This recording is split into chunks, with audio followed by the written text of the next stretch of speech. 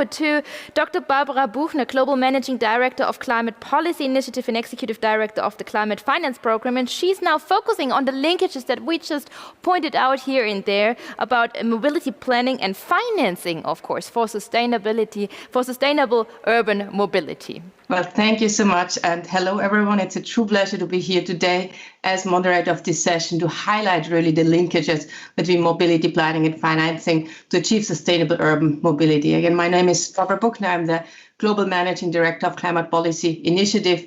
For over 10 years, my organization has helped governments, businesses, and financial institutions drive economic growth while addressing climate change, recognizing the importance of multi-stakeholder approaches as a key ingredient. And since 2019, CPA has held the Secretariat for the Cities Climate Finance Leadership Alliance, allowing us to develop a greater focus on cities and the role of cities finance in this context. And just very briefly, for those who aren't familiar with the Alliance, it serves as the multi-level and multi-stakeholder coalition aimed at closing the investment gap for urban and subnational climate projects and infrastructure worldwide. All our work that we do is member-driven and really aims to support and enhance great work that our members are already doing. And our members are, in fact, the backbone of the Alliance, including more than 60 public and private financial institutions, governments, international organizations, NGOs, research groups, and city networks, many of whom have already been mentioned in the previous session, that represent really most of the world's largest cities. And based on what we are learning about cities and their difficulty in accessing finance for climate action, let me just start by saying that this session couldn't be more needed right now. And we've heard that also in the previous session. So we do have a great panel of experts with us today, including, let me very briefly introduce all of them. Ian Chaussavoine, who is the Transport Project Team Lead of the Mobility and Transport Division at the Sustainable Development Department of Agence Française de Développement, AFD, and it's great to have you. We also have Jamie Leather, who is the Chief of the Transport Sector Group from the Asian Development Bank. Again, big welcome to you, Jamie. And we do have Ian Jennings, who is the Senior Specialist Urban Transport from the European Bank for Reconstruction and Development, EBRD. Ian, great to see you again. So we are going to discuss the linkages between mobility planning and financing for sustainable urban mobility, aiming to understand how strategic planning can help leverage resources for a sectoral transformation. And we have limited time, so let's get right to it with our first round of discussion, and really look forward to hearing from all of you. And again, I think we've heard it very clearly from before, and I think we all know it, time for action is now. So I'd love to hear from all of you if you can provide any concrete examples that you or your organizations are doing to transform the mobility sector. And maybe let's get started with Anne, and again, a warm welcome to you, Anne. Thank you, Barbara. Thank you, and good morning to everyone. Good morning to my fellow panelists as well. Maybe thanks first to thank BMU and GIZ for the organization of this week, and especially for having allowed a dedicated day for MobiliseYourCity partnership. So maybe to reply to your question, how are we working in AFD, in the Agence Française de Développement, to help the reform of the mobility sector? So just firstly to mention that mobility sector is a very key investment sector for the Agence Française de Développement, for AFD. So for example, in 2019, we allocated 1.4 billion euro for mobility projects. So it's about 10% of our global portfolio.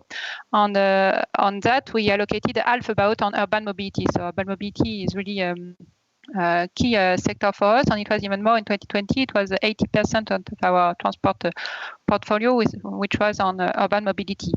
What are we financing concretely in AFD? So a lot of different projects with a specific focus on the sustainable, on low GHG emissive project, and then especially a project on public transport. So I'm thinking about metro, tramways, the bus dedicated lines, the BRT, so bus rapid transit system all over the world. So how are we working to transform the mobility sector? Firstly, it's a very important share of our portfolio. Secondly, how are we working within MobiliseYourCity to transform the mobility sector? So it has been said already, but AFD is part of this partnership since its very beginning in 2015 when it was launched during COP21. So we intervene within the partnership both as a funding partner and implementing partner. And actually, we are very active at the moment because we have a lot of. So it was mentioned also the key tools for planning are. We have two key tools within MobiliseYourCity: National Urban Mobility Program (NUMP) and Sustainable Urban Mobility Plan (SUMP). So that's really the two key planning tools that we are developing within MobiliseYourCity. And at the moment, we have one NUMP ongoing and 13 SUMP ongoing all over the world in Africa, Asia, and Latin America. So this is a very active year for AFD. What are our objectives in developing those kind of SUMP and NUMPs? Maybe first it's an advocacy objective, so to promote sustainable urban mobility as a whole. Sustainable mobility from three aspects, from the three usual aspects: environmental, social, and economic perspective, with a very specific emphasis on low emissive mobility. I think it was at the core of the beginning of MobiliseYourCity. And then I must say that we have a more specific role as a financier, and that's where we have a clear linkage between planning and financing. So for us at AFD, to be part of MobiliseYourCity is a way to be involved in projects at a very early stage, so even at strategic planning. So it's even before project preparation. It's really the first stage of a project. And before MobiliseYourCity, I must say that we were less involved in project preparation and even less in strategic planning. So at some time it was for us a bit late when we were approached by counterparts to be able to discuss about the priority of the project, which was proposed for funding, and also the design of the project, and such aspects which are very important for AFD, so the sustainability as a whole, the fact that all modes are taken into account, the fact that the project is financially realistic, governance, gender issues. Sometimes it was not there in the project, and then it was a bit difficult for us to discuss the shape and the design of the project with the counterpart. So it was the idea to be when we launched MobiliseYourCity was to be involved from the very beginning stage, the very first stage of the project, so from planning, to be able to discuss all those topics with the counterpart from the very beginning of the project, and then it was a clear way to facilitate the link between planning and financing. Clearly, for us, it's much easier to finance a project where we were involved with the counterpart already at the planning stage within MobiliseYourCity, and then it paves the way and it facilitates financing by AFD. So maybe to conclude on this one, I would say that the link between planning and financing was very clear for AFD from the very beginning of MobiliseYourCity. Fantastic. Thank you so much, Anna. I think that's some really helpful already indications on why also this partnership here, MobiliseYourCity, is so important, and how you actually can come up with some specific planning tools. But I also very much like your point on the early stage, which I think reflects a little bit what Norbert Gerson said before, also the focus of the GAP fund and that Germany has helped to launch. But thank you so much. Let me hand over to Jamie for your view on this question and any concrete examples that you might have. Thank you very much, and thank you for inviting us. My name is Jamie Leather from the Asian Development Bank. I want to just give a few examples, but also a transition that we have seen within our transport sector support to our client governments and also our private sector clients. In 2010, 90% of the transport support we were providing, the financial support, was in the roads subsector. Happy to report that over that last decade, we have seen a significant shift towards more sustainable forms of transport, a significant increase in our support to railways, and a significant increase in our support to urban transport. So from a 90% road subsector support in 2010, in 2020, we had a 50% support, and the balance, 20% in urban transport and 25% in rail support. So we have seen a significant shift in terms of the type of financial support we're giving to our client governments, as well as some of those private sector clients. I would also say that this is not all ADB, the Asian Development Bank, driven. We are demand driven, so we respond to our clients' needs. And it's the clients that have been asking us to look at the more perhaps complex areas, the areas they're struggling with. And that is often the institutional issues and the improvements and upgrades of the railway system, but very much so, how do we develop and maintain and manage our urban transport systems in many of the Asian cities, which are suffering severe congestion, very poor local air quality, serious numbers of road fatalities and serious injuries, as well as a lot of contributions to greenhouse gases. So that transition has happened, but getting into a little bit more of the details, we have seen within our urban transport, it is a collection of mass transit systems as well as non-motorized transport. The metro systems or LRTs, but also whenever we're looking at bus reform programs, one of the key questions we would always ask is, can we switch to e-buses? And in many of our projects, we've been able to make that transition and finance e-buses as opposed to any other more traditional combustion engine. We're also looking at perhaps a little bit more innovative ways of e-mobility. We have a couple of projects not yet confirmed, but very close, on e-boats. So e-ferries and e-boats around some of the Asian cities as well, and on some of the islands. So we're looking at the whole spectrum of shifting and financing more support. We're also developing knowledge products, and in 2019 we produced a report on e-mobility, which was highlighting where are some of the key areas that should be targeted first. And it was primarily focusing on urban transport, where perhaps the range and the charging infrastructure is easier to address than it may be for intercity travel.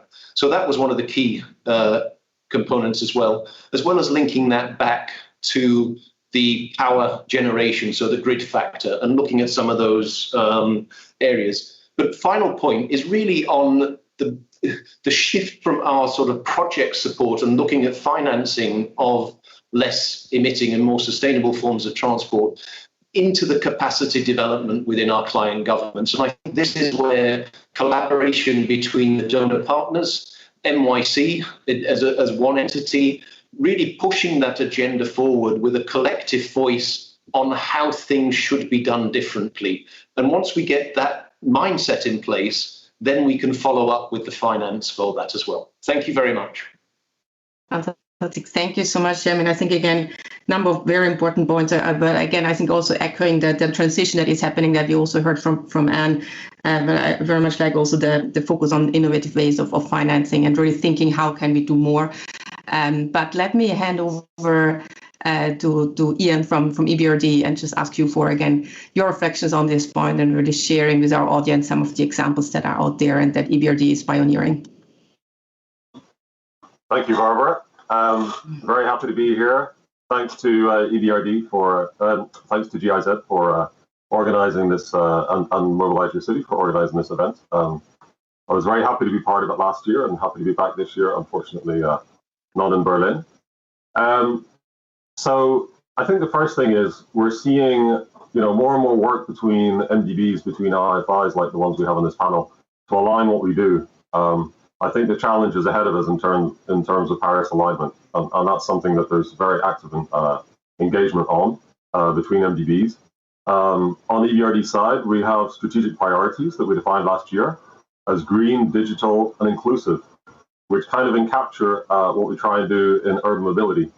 And we also develop green infrastructure, which means that by 2019, even a couple of years ago, we already had 71% of our investments in infrastructure as green investments. So we're already significantly engaged in sustainable and green infrastructure in terms of the urban space. We also mobilize the support of the donor community quite actively, both through CapEx grants and technical cooperation, including with funds like the Green Climate Fund and funds through the EU. So EBRD is known as being close to the client, being present in the countries we work in, and bringing market practice to our countries of operation. We do a lot of sub-sovereign lending to cities, to public entities and private sector, as well as sovereign for major projects.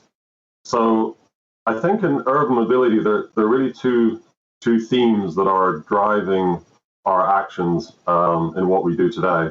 The first one is very much, what we're all talking about in this forum this week: sustainable mobility, the avoid, shift, improve paradigm. But that's becoming, even more relevant. But it's all about how to use the shared space in the city, how to develop good public transport systems, active modes, etc. So we do a lot of financing in that space. And as an example, in Jordan, we work on what we touched on even in the last session about reforming informal transport. And I would say that in that space, the need for partnership and alignment between MDBs is even more important when it gets into the policy and the political arena, and the need to affect the equilibrium of the transport sector. The second thing, which has already been touched on, is around the electrical transformation. This is a major new area for all of us, and our activities are expanding from what we would normally do in e-buses and trolleybus to new sectors, which is e-taxis. We're seeing projects in e-taxis, rollout of EV charging infrastructure, and even e-fulfillment centers for e-commerce. And these are all driven by the private sector and supported by the new digital economy. So these are the sectors we expect to develop rapidly. Just to touch on the question of how strategic planning is used to leverage sustainable mobility. Firstly, of course, planning is at the heart of decision making for both policy and investments. But planning should be also viewed as two things. One is a continuum. It's not a point in time, it's a continual process. And the second one, it does need to be focused on what the outputs are. We do a lot of asset replacement projects, for example, in terms of fleet. We don't always need a strategic plan to tell us what to do in those situations.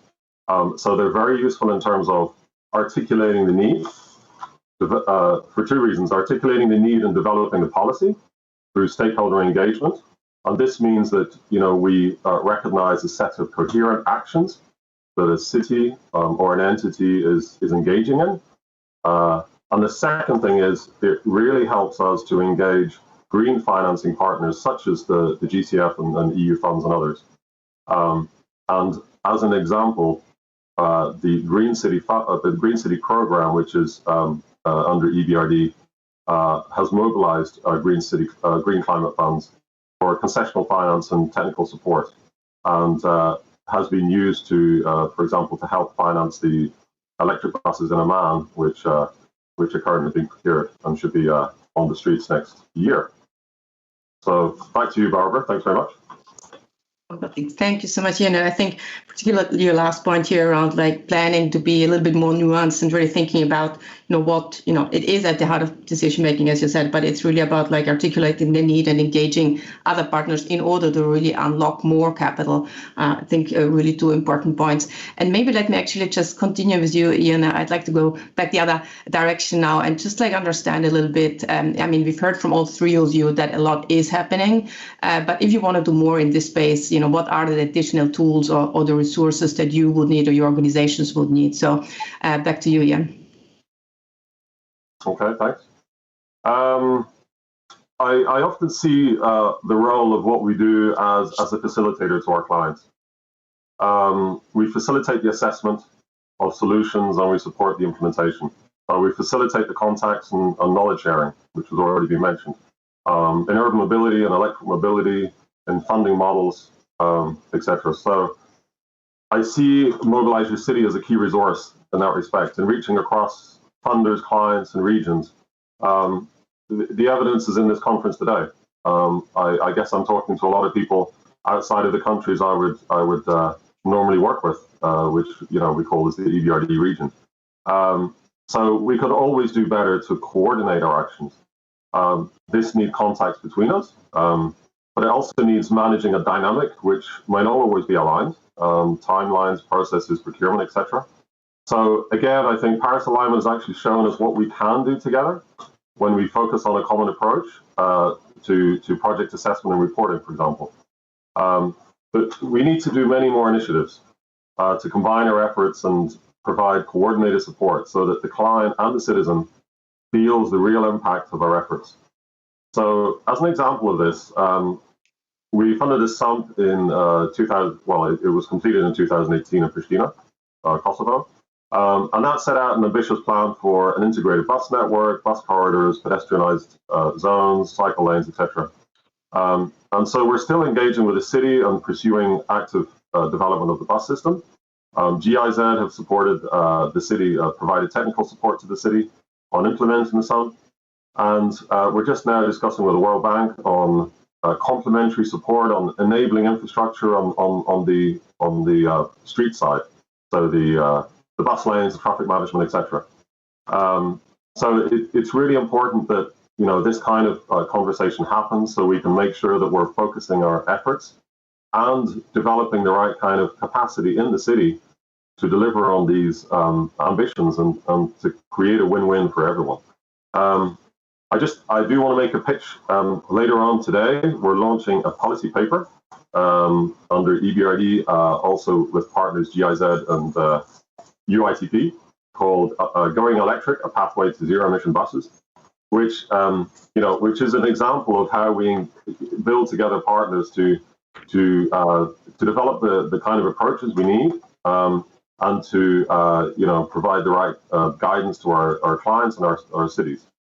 I mean, what do we need on EBRD side? I would put it simply: we just need resources. We need people. So we're currently trying to build up the resources we have at the bank.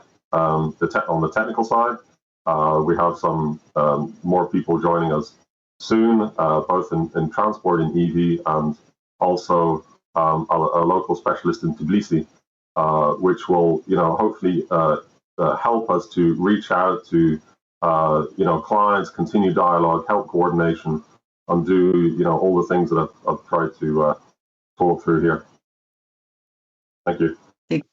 Thanks so much, Ian. Again, I think some really important points. Certainly, the need to coordinate even more. But again, I think highlighting the importance of the Mobilise Your City network here. But again, in addition to the coordinating, I think also the capacity building, also in your own organizations, and obviously the additional resources. But let me hand back to you, Jamie, and just hear your thoughts on what is needed for you and ADB to do more. What I would really like to do, I mentioned before, we've got a number of projects, but the projects are good, but it's only a small part of what is required, whether that's finance or the scale in terms of the number of people who are moving within those cities. What I would really like to see is support shifts from projects to programmatic support. If you look at sustainable transport cities and the excellent examples that many cities can provide, they all tend to have one thing in common, and that is an institution that is well financed, the capacity of the staff is very high, and they manage the urban transport and the urban access and the urban mobility on a day-by-day basis. Unfortunately, urban mobility, there is no silver bullet, there's no magic weapon that we can wave our wand over and suddenly urban transport will be solved. It's a day-by-day approach to address issues, refine, improve, and continue with those improvements as well.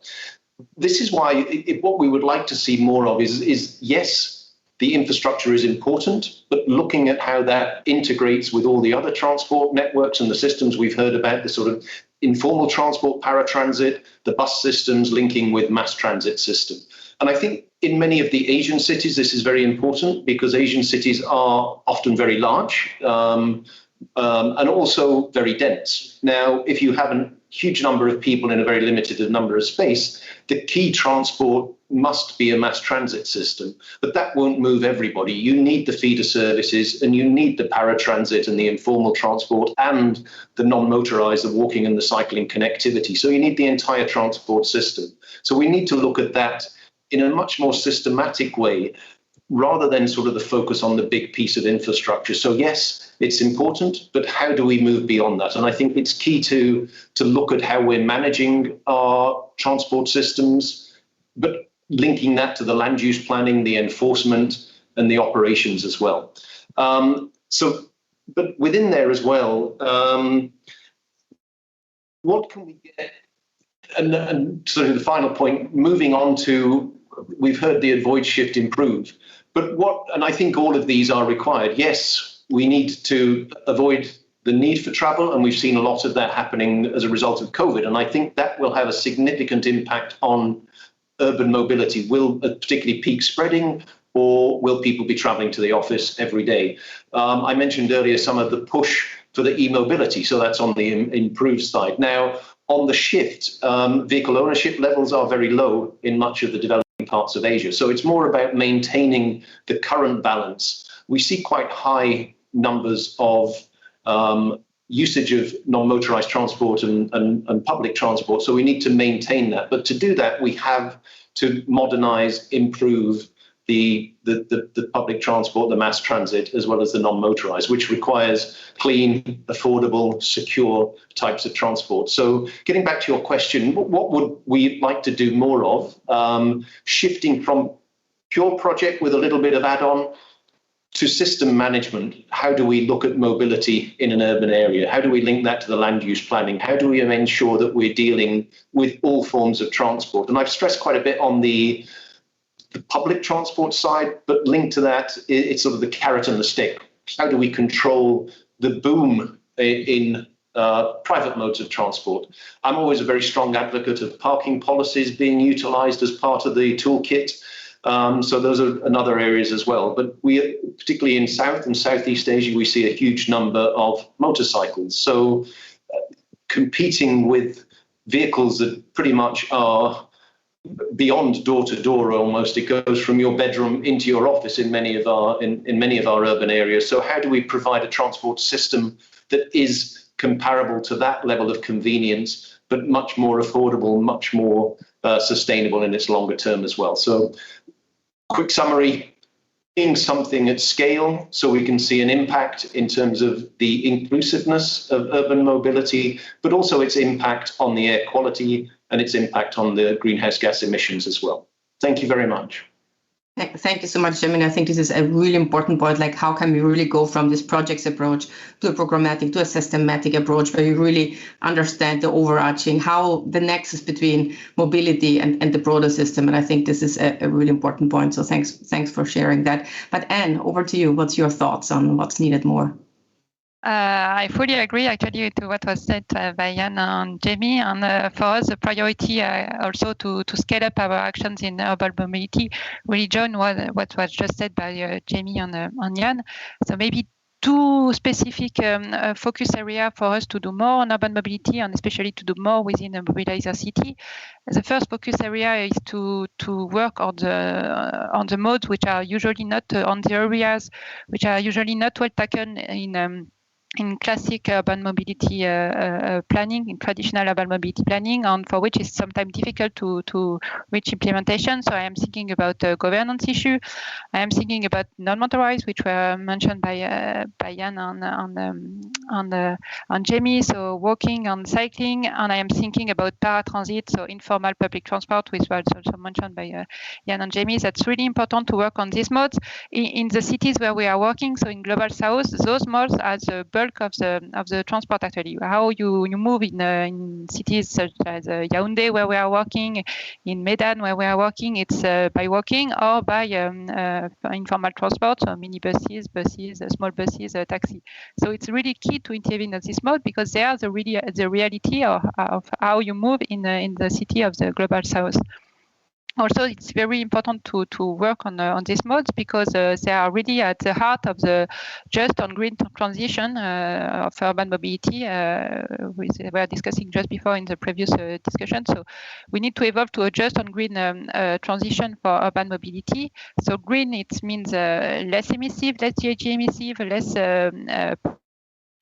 just, it means socially just.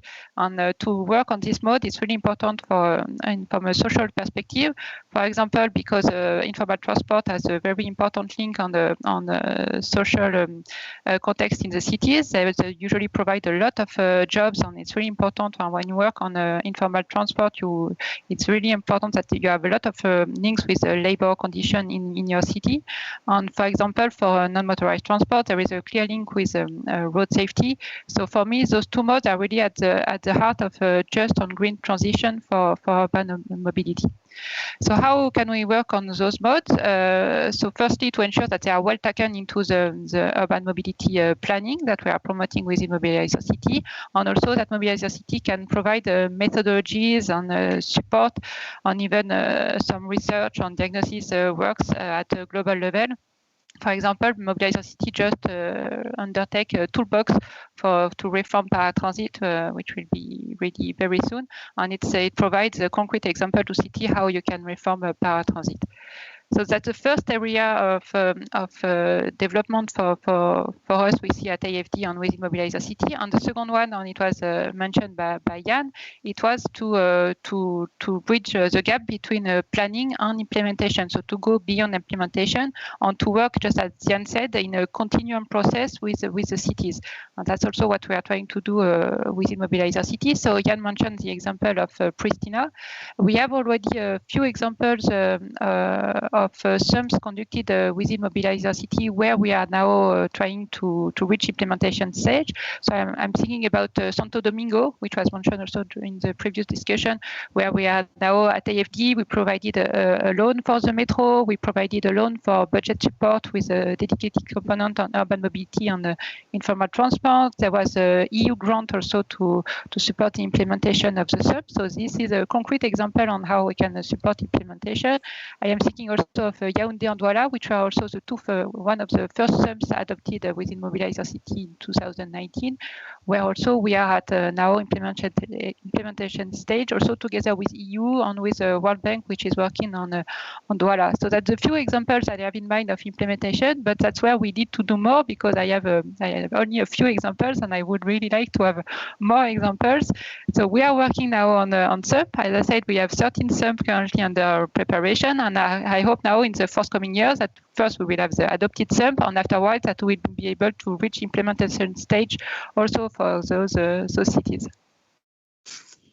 Fantastic. Thank you so much, and thank you very much for sharing some concrete examples, but also for this focus on how can we bridge the gap between planning and implementation. So I think that's a really important one. I'd love to hear a little bit more from our panelists, but let me go back for one more round and just, we have kind of about 10 minutes left. So you actually have a little time, but again, thinking it's not yet Christmas, obviously, but your wish list, what is it? If you had like a wish free now and say you can make a difference in the next 6 months, in the next year, and we've heard a lot of different ingredients from your side, but just one key ingredient that you would like to have super priority. And if you just want to kind of explain it, and feel free to also repeat what you've said, because again, we need to repeat what needs to happen in order to make sure that everyone is really kind of getting the full essence of it. But Anne, let me actually start with you. Time to increase ambition. What's your key ingredient that you would like to have as a super priority?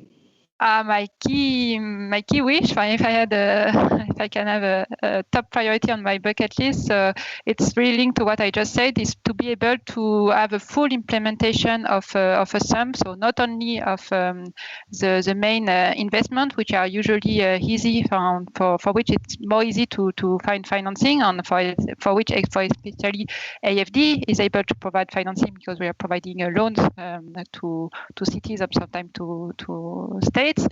But to also to be able to put together a comprehensive financing package, so with other partners providing other kind of financing different from AFD and sometimes grant, and also to put together implementing partners. So I am thinking, for example, of GIZ, who are capable partners to implement a comprehensive technical assistance or comprehensive program.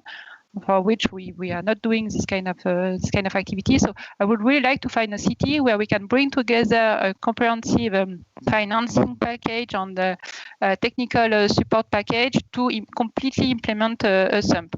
So we are in discussion in some cities. So I'm thinking of Vietnam. I'm thinking in cities in Vietnam. I'm thinking of cities in Tanzania, cities in Cameroon, where we are discussing with partners of MobiliseYourCity, so financing on technical partners of MobiliseYourCity, on how we can bring together this comprehensive package to fully implement the SUMP, but it's still under discussion. I am really wishing that we will find a way to conclude on this and to propose a full package in the near future. Fantastic, thanks so much. And we are going to watch what's happening, and certainly want to see what's happening there and cross our fingers that your wish may come true with this specific example there. But let me hand back to Jamie for your wish, your super priority. I might cheat because we've got a little bit of extra time, so I may have two, but the second one is very short. The main wish would be better data.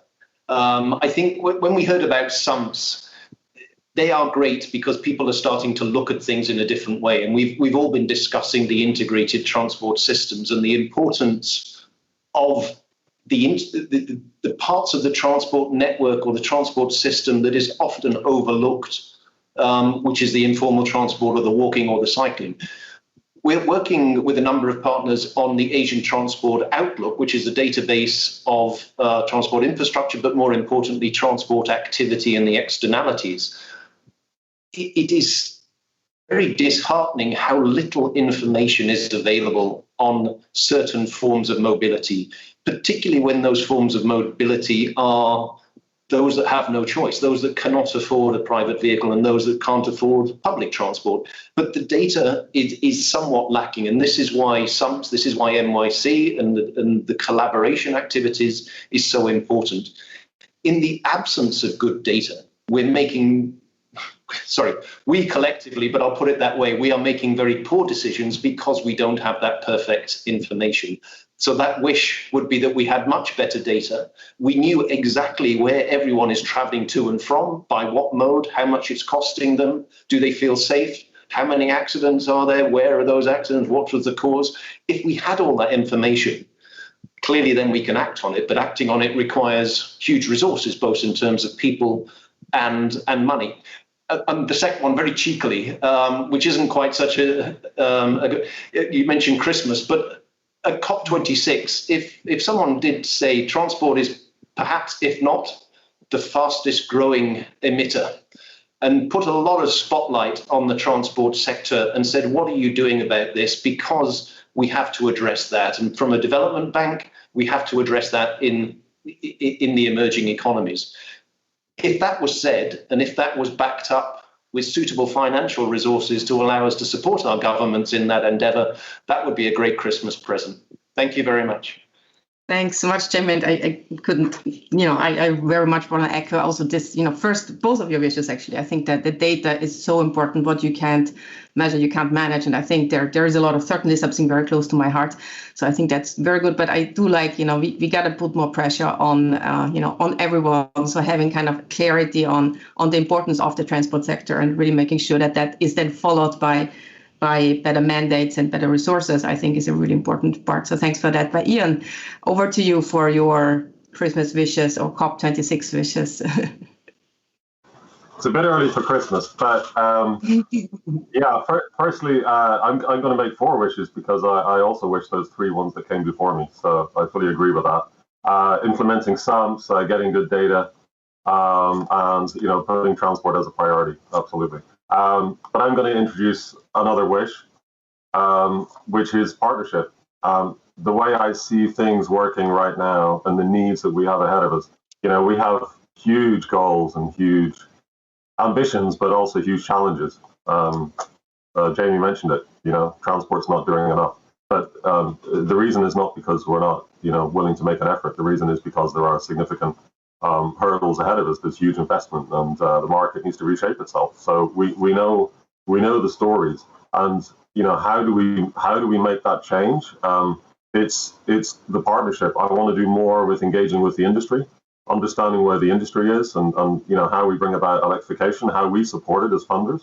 It can happen in different ways. There's different funding ways you can do this, and we have to work for the benefit of our clients. And all technology brings risks, so we need to know how to manage those and how to engage those on behalf of clients and make sure that everyone's doing their bit, both from the industry, the funders, the client, the public, etc. So everyone has to play their part in a way that's fair and in a way that provides, kind of a win for everyone. The other one is partnership between us, between the players that try and shape and help clients to bring funding to this to the process.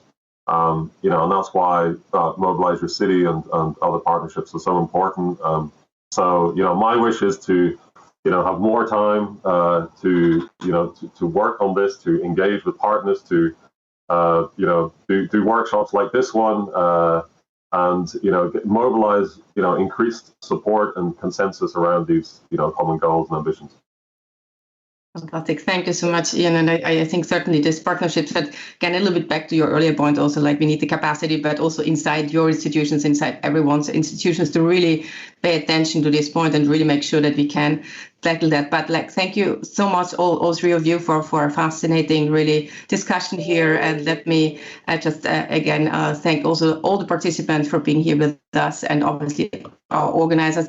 Let me just try to kind of sum up my key takeaways. I've been taking lots of notes while I've been listening to you. I think First, just starting with the topic of the session here, I think planning is at the heart of decision making. Ian, you said that, but it needs to be more nuanced. It's about articulating a need, but also really engaging this whole ecosystem of actors and funders. I think good news, we started out in the first round, the transition is happening. There are significant shifts in portfolios of all your important development finance institutions, but it's also demand driven, but it's also about mobilizing support of donor communities, not only replicating what works traditionally, but also by looking at innovative financial instruments to really shift and finance more support in some of the new sectors, the informal transport, electrification, all these parts of areas where more needs to happen. I think partnerships are an enabler, and we certainly have heard very much that the MobiliseYourCity partnership is an important enabler for all what's happening.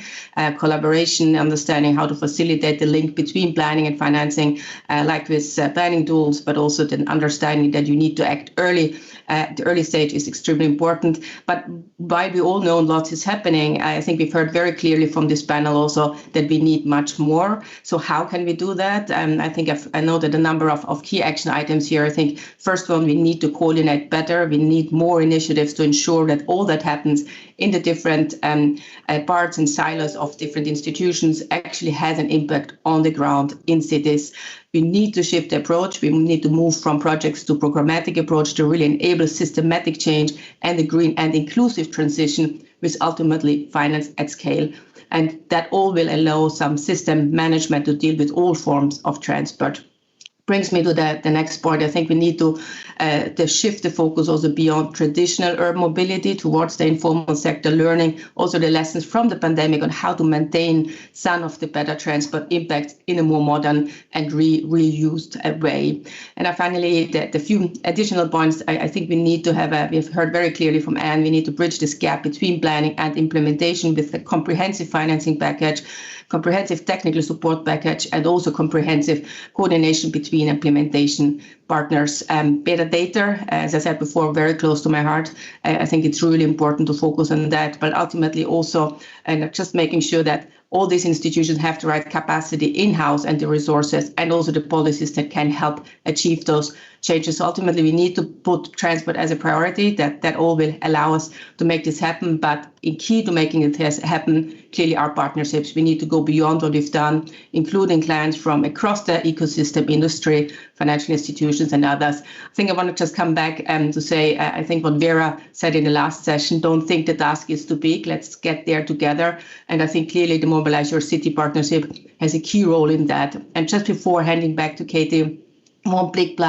plug from my side is that our Cities Climate Finance Leadership Alliance will be releasing our 2021 State of Cities Climate Finance report very soon, which provides recommendation on how to mobilize finance for climate action in cities, and also provides some additional data. Again, this is what I said, this is close to my heart. So it will be published on June 30th, and I very much hope that we will all check it out, and we will find new ways of collaborating also between our alliance and all of you. And with that, thanks so much again, and let me hand back to you, Katie. Thank you so much, Dr. Barbara Buchner, and I hope we can continue this debate soon face to face again. So very much thank you. Thank you very much for these in-depth debating sessions. Dr. Barbara Buchner was facilitating this session. She's the Global Managing Director of Climate Policy Initiative and the Executive Director of the Climate Finance Program. So greetings goes out to you.